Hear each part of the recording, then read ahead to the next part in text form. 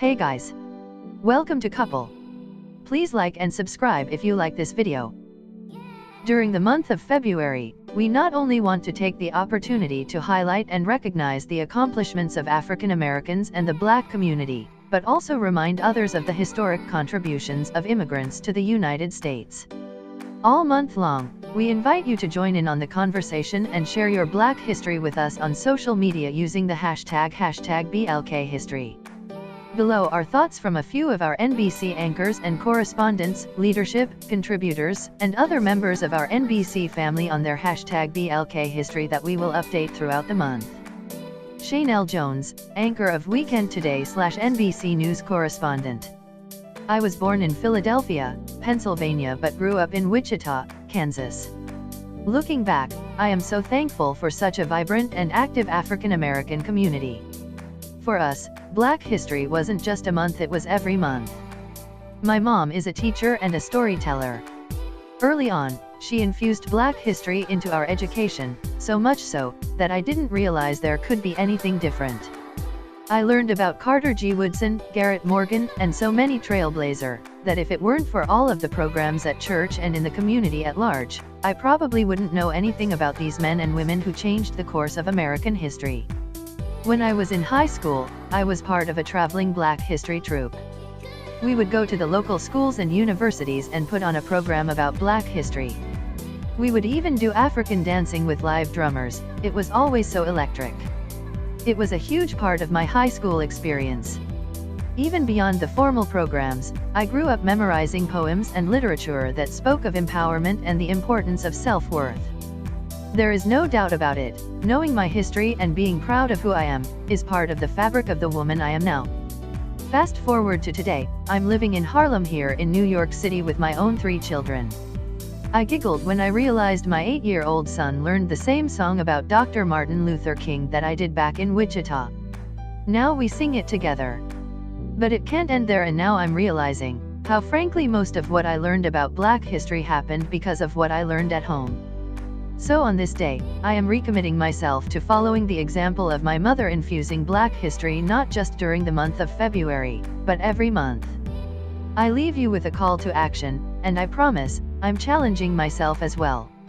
What are we going to do today to teach a young person about his or her history? Maybe something they've never learned before. Let's use all of the resources we have at our fingertips, thanks to technology. One final thought. It's not just about the history of others, it's your own family history. My maternal grandmother gave us a gift years ago by writing our family history. It let me know that in addition to all of the trailblazers whose names/bios I memorized, there are history makers in my own family. Rashida Jones, Senior Vice President of Specials for NBC News and MSNBC. Growing up, I was acutely aware of my Blackness. I was born into a family whose parents were incredibly active on the front lines of the civil rights era. We learned daily about the struggles and successes of our ancestors. We were immersed in Black history through our young lives. But we didn't call it Black history, we just called it history. As a mom now of 2 young, sharp, impressionable minds, I think about how to bring that same organic awareness into their lives. We talk about the struggles we've overcome, the racism we endured. But as my 9-year-old daughter Lila reminded me, it's also important to focus on our successes, our contributions to society, and the talent and drive that exist in our culture today. It's important to celebrate that part of our heritage as well.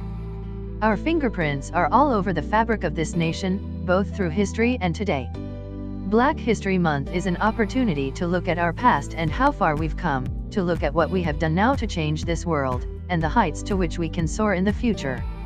A.L. Roker, co-host of Today's Show. Growing up in NYC in the 1960s, I remember watching Bob Teague on WNBC. He was the first Black local TV reporter in NYC, and as riots tore the city apart after the assassination of Dr. Martin Luther King, Jr., Bob was sent into these situations and reports with intelligence, grace, and accuracy. It made such an impact on me, that here was someone who looked like me, doing something that it seems no one else could do and doing it better than anybody. 15 years later, walking into the WNBC newsroom as the weekend weatherman, I got to meet Bob Teague. As I stammered something banal about watching him growing up, he laughed, shook my hand and welcomed me. It was important then for kids to see someone who looks like them, and it's even more important today. Chandeli's our duster, NBCBLK. Growing up in the Deep South, I became well aware at a young age of what racism was. Living in Florence, Alabama, a small city in the northwest corner of the state, my parents, who were the first black firefighter and first black deputy director of the emergency management agency in the county, broke barriers in their own way, following their dreams while standing in the face of adversity. They instilled in me the mental fortitude and strength to stand for what is right and to have integrity when facing my own obstacles, to do it with love and compassion. For me, Black History Month isn't just about celebrating the achievements of African Americans, it's about acknowledging the painful webs of the dark past of this nation, learning from those experiences and moving forward as an instrument of change to better the future of generations to come. I chose our theme, Black History is Our History, to embody that sentiment and to remind people to never forget those who came before us, to reflect on their sacrifices at a time when our deeply divided country needs healing. Every one of us must look in the mirror and appreciate the beautiful essence of our ancestors that has been passed down upon us, but not forgetting the mantle of struggles they faced in order for us to have opportunities. Now more than ever, we must continue the dialogue of race and the important sacrifices made not only by African Americans, but by Black immigrants to our country, because without their courage and resilience, we would have nothing. Black history is our history and a stepping stone for our future. We must be connected to our past in order to change our future. Joy Reid, host of AM Joy MSNBC. When my parents came to the United States from Guyana and the Congo in the 1960s, they came seeking what all immigrants seek, the opportunity for a better life for themselves, their children and their progeny. The Trump era has highlighted the need to remember the universal humanity behind these desires that prompt vulnerable people to uproot themselves and take a chance on the American dream. We are a nation of migrants, some voluntary, as in the case of my father, others involuntary, as is the case for my mother and other Caribbean Americans and African Americans who are descended from the victims of the transatlantic slave trade. Yet, regardless of the means of our arrival on these shores, our very human need to grow, to love, to form family bonds, raise children, and pursue our rights to life, liberty, and the pursuit of happiness, not only unite us as African Americans, our great achievements despite the systematic denial of these rights continues to spur us all on to reach for these ideals and win despite all obstacles. Black History Month is a time to remember the incremental steps, major trials, spiritual tribulations, and ultimate triumphs that brought us here, celebrating the Black excellence that has truly made America great, even when troubled and evolving. Through our great American melting pot, seasoned with influxes of Black patriots and trailblazers, thought leaders, and cultural trendsetters, writers and musical savants, laborers and geniuses, grandmothers, sons, brothers, sisters, and heroes throughout the generations, America can achieve and sustain greatness. I am proud to be the child of just one of many immigrant tributaries flowing into the great river of African American progress. Ron Allen, NBC News correspondent. My 9-year-old daughter, Siobhan, asked me the other day, why is there only 1 month for Black history? There should be more. I told her, this time every year, I look forward to the day when we don't need a special month, because the contributions of African Americans, like everyone else, are appreciated, understood, and celebrated every day. I said to her, I look forward to the day when everywhere, she and other kids look in pop culture, media, government, corporate America, and elsewhere, it's easy for them to find positive, strong images that look like her. That's especially a concern now, because we live in such divisive and intolerant times. During Black History Month, and all year for that matter, it's as important as ever, to teach our children that they are the beneficiaries of a proud and noble past, to dream big dreams, walk with their heads held high, and that, yes, anything and everything is possible. While there's certainly been significant progress, it's still the case that by so many measures, even life expectancy, African Americans fare worse than mainstream America. And it's still, so often the case, that we hear about the first, or one of the few, or only Black American to do this or accomplish that. While we celebrate achievement, I look forward to the day when so many people of color have succeeded at whatever they've tried. It's no longer the exception, but rather the norm. Every African American History Month, I'm also reminded of the fact that my generation is a direct beneficiary of the progress and opportunity created by the 1960s civil rights movement. I'm reminded that I'm where I am because of many who've walked much more difficult paths before me, stories we should all share with our children now and always, no matter our race or ethnicity. Finally, I'm mindful of the imperative to do whatever I can to continue paving the way. Trymaine Lee, MSNBC correspondent. When I was a boy, my mother and I had a ritual we'd do before school each morning. She'd say, "I am," and I'd say, "somebody."